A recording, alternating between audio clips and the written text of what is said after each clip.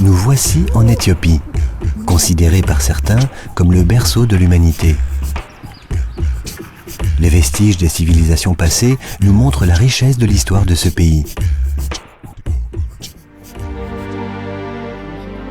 Cette église, par exemple, nous rappelle que la religion chrétienne orthodoxe existe ici depuis le IVe siècle, ce qui fait des Éthiopiens un des peuples chrétiens les plus anciens du monde. L'Éthiopie se trouve au cœur de la zone qui s'étend du sud de la péninsule arabique à la Corne de l'Afrique, dont sont originaires le Libanum, appelé encens par les chrétiens, et la myrrhe. L'histoire de l'Éthiopie est intimement liée à celle des encens. Ce pays faisait partie du royaume de la mythique reine de Saba, qui apporta au roi Salomon Olibanum et myrrhe en cadeau.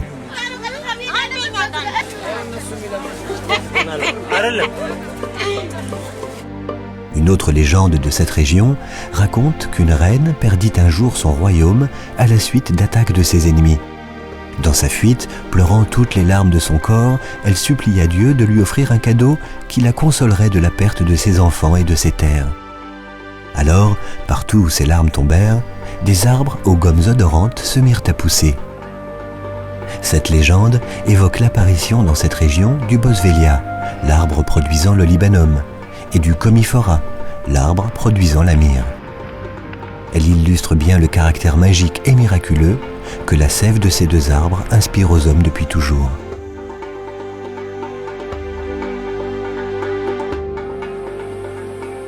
Au nord et au nord-ouest du pays, au pied des montagnes, d'immenses étendues s'étirent à perte de vue.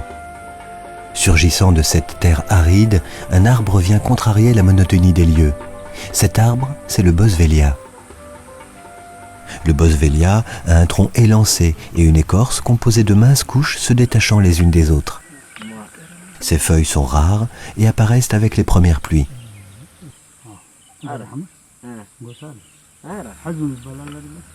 Le libanum, appelé aussi encens, n'est autre que la sève résineuse du boswellia. Blanche et laiteuse, elle coagule en séchant jusqu'à obtenir son aspect cristal, plus ou moins translucide. La collecte de l'olibanum se fait exclusivement en forêt naturelle où les hommes installent un campement pour la durée de la récolte. Elle a lieu en fin de saison sèche, c'est-à-dire d'avril à fin juin. Durant cette période, ces hommes vivront ici loin de tout, au milieu de ces arbres.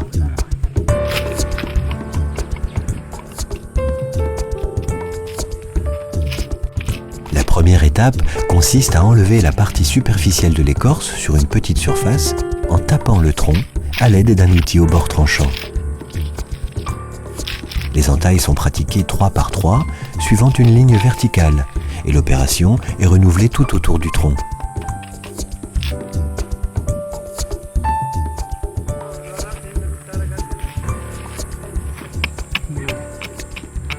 Au bout d'une semaine, on récoltera les larmes de résine. La surface de collecte est agrandie lors de chaque récolte.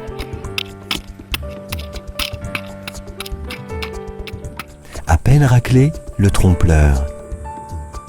La sève qui commence à perler va rapidement former une coulée. Épaisse, la résine est d'un blanc opaque immaculé.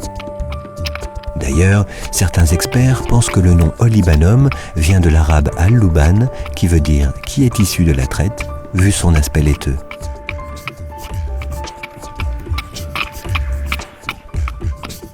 Chaque semaine, pendant environ 3 mois, les hommes taperont les arbres et en détacheront les larmes, tout en prenant soin de ne pas trop entailler l'écorce et ainsi préserver la vie de l'arbre. Au cours du temps, la récolte est de plus en plus importante.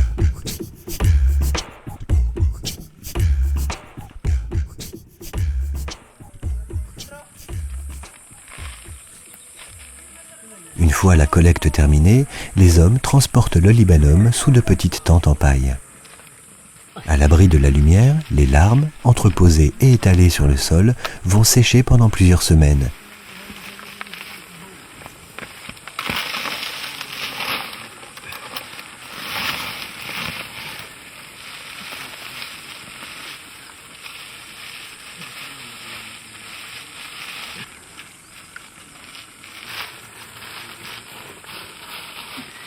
Chaque jour, la résine sera aérée.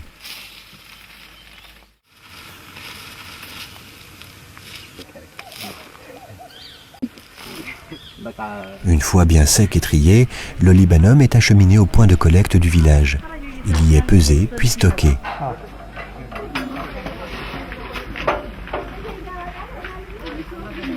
On le retrouvera bientôt sur les étals des marchés au milieu d'autres résines et écorces d'arbres odorantes.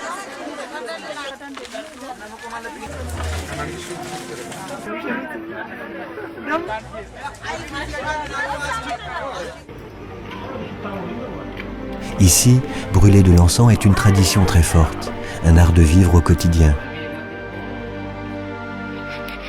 Par exemple, lors de la cérémonie du café, si chère aux Éthiopiens, de l'encens brûle toujours à côté de la cafetière.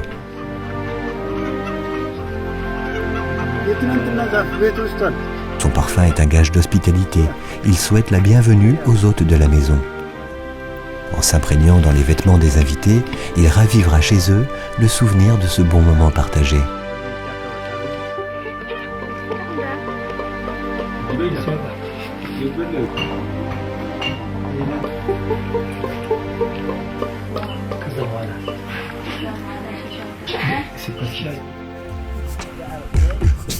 Rendons-nous maintenant un peu plus au sud, au pays Afar, à la rencontre de l'Amir.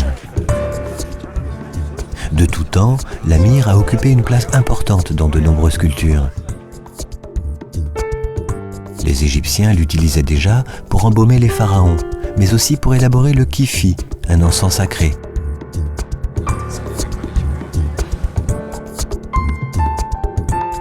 De leur côté, les Grecs usaient de ses vertus antiseptiques. Lors des combats, les soldats en avaient toujours à portée de main. Comme nous l'avons vu, la religion catholique a elle aussi vanté cette résine, mentionnée dans la Bible comme composant de l'onction sainte. L'arbre produisant l'amir s'appelle le commiphora. Il pousse notamment au centre-est du pays, dans la dépression de l'Afar, vaste désert traversé par la rivière Awash. La récolte de l'amir a toujours été étroitement liée à la garde des troupeaux. Il en est toujours ainsi chez les Afars, ethnie guerrière semi-nomade vivant de l'élevage.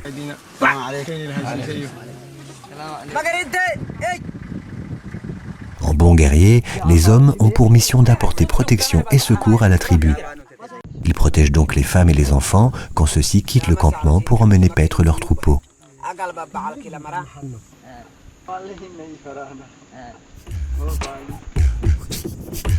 En chemin, ils collectent l'amir sur les commiphora qu'ils découvrent.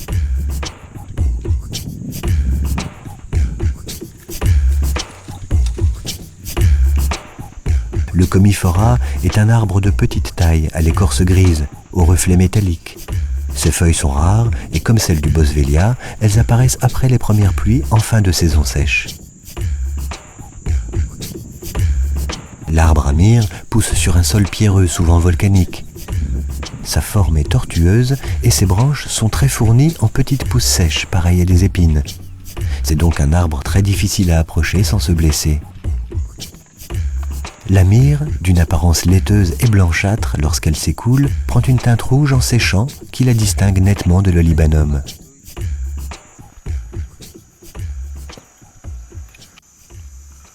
Contrairement au boswellia, le commiphora pleure naturellement. Des boursouflures de sève naissent du tronc et des branches, et il est donc inutile d'inciser l'arbre pour collecter l'amir. Les collecteurs détachent péniblement à la main la résine séchée. Il arrive qu'ils cèdent d'une pierre ou d'une branche lorsque l'amir est trop difficile à récolter.